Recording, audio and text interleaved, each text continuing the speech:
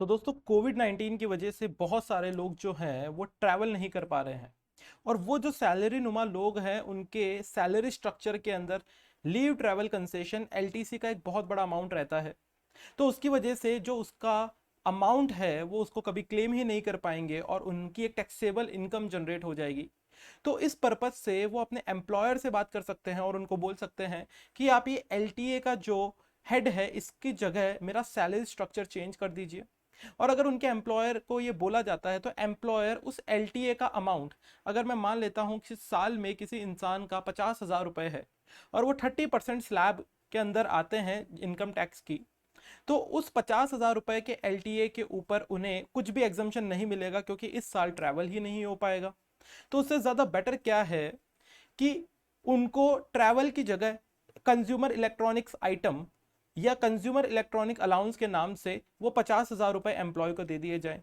और वो जो अलाउंस के नाम से अगर वो पैसा एम्प्लॉय को मिलेगा तो उसके ऊपर 30% तो टैक्स बचेगा और 4% जो अपना सेस है वो बचेगा। तो टोटल वो होता है 31.2%। तो ये जो 50,000 रुपए का अमाउंट है इस पे 31.2% उनका टैक्स बचेगा।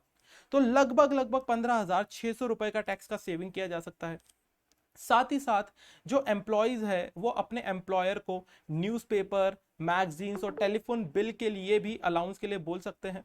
और वो जो अलाउंस है अगर वो उनको प्रोवाइड किया जाए, और मान लेते हैं जनरली अगर 18,000 रुपए के आसपास साल का अलाउंस प्रोवाइड किया गया है, तो उसके ऊपर भी टैक्स का जो सेविंग होगा तो 31.2% सेव करके लगभग 5,600 रुपए के आसपास टैक्स का सेविंग वहां पर भी किया जा सकता है। इसी के साथ साथ में अगर सैलरी स्ट्रक्चर के अंदर जो सेक्शन 80 CCD2 होती है इनकम टैक्स की, जो नेशनल पेंशन स्कीम की है, उसके अंदर अगर एम्प्लॉयर सैलरी देते टाइम पे कंट्रीब्यूट कर देते हैं तो जितना भी एम्प्लॉय का सैलरी बनता है एक साल का, उस बेसिक सैलरी का 10% तक, उस बेसिक सैलरी का 10% तक एम्प्लॉय को डिडक्शन मिल सकता है। तो इसका मतलब क्या हो गया कि मान लेते हैं जो पर्सन जिनका 30% स्लैब है इनकम का, उनके जो बेसिक सैलरी है वो 8 लाख रुपए के आसपास बन रही है। तो अगर वो 8 लाख रुपए उनकी बेसिक सैलरी बन रही है और उसके अलावा और भी कुछ इनकम है तभी वो 30% के स्लैब में आ रहे हैं। तो वो जो 8 लाख रुपए की साल की सैलरी, अगर उसके ऊपर 10% की बात की जाए तो लगभग लगभग 80,000 रुपया है उसका डिडक्शन मिल जाएगा।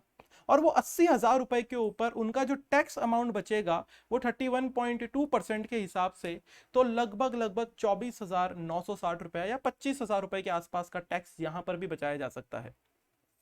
साथ ही साथ अगर अपने लोग एनपीएस की जो सेक्शन 680 CCD1B है उसके ऊपर बात करें तो एम्प्लॉय खुद भी नेशनल पेंशन स्कीम के अंदर पैसे डाल सकते हैं।